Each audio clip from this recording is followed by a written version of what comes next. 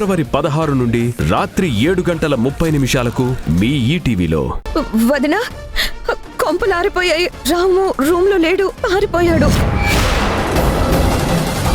వాణి, అమ్మాయి phone lift చేయడం లేదు.